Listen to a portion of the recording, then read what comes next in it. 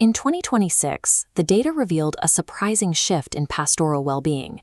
Pastors are reporting lower levels of physical exhaustion, and shedding that weight has allowed their confidence in their calling to rebound from the extreme lows of the pandemic. But beneath that improving health data is a steep, quiet decline in a completely different metric: deep vocational satisfaction. This line graph compares the trajectory of short-term exhaustion against long-term vocational satisfaction. While the line for exhaustion is dropping, satisfaction is dropping right alongside it.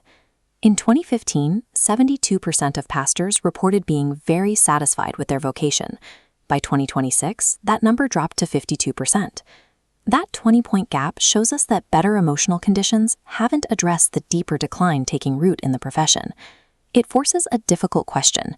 If pastors are less exhausted and more confident in their calling, why are they increasingly dissatisfied with the work itself?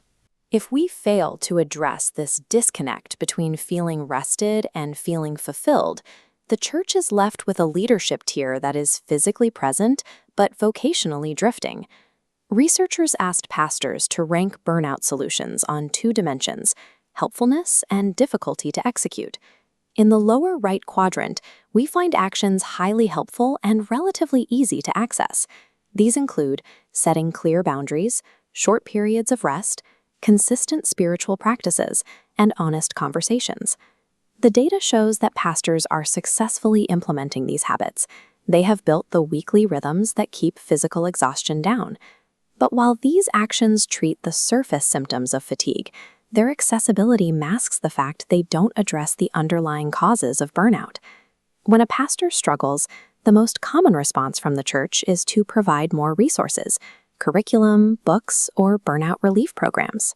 Yet the data shows that despite being widely offered, these standard resources rank dead last in helpfulness according to the pastors themselves.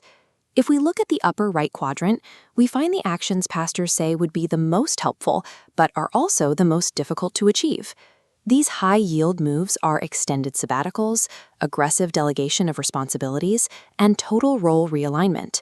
These solutions are categorized as high difficulty because they require institutional permission, congregational support, and structural changes that a pastor cannot authorize on their own.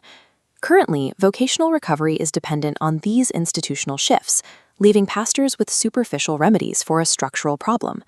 There is a difference between merely recovering from burnout and actually resolving it. Recovering is what boundaries and sleep accomplish. They fix the body's immediate deficits. Resolving burnout requires us asking a deeper question: does the daily job description actually align with the pastor's natural gifts and strengths? Many churches are trying to fix a job design problem using personal self-care solutions. Pastors don't need more mental health resources.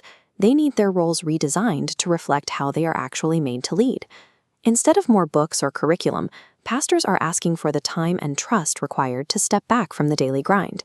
A practical starting point is for leadership teams to help their pastor identify 3 to 5 major responsibilities that can be permanently handed off to others.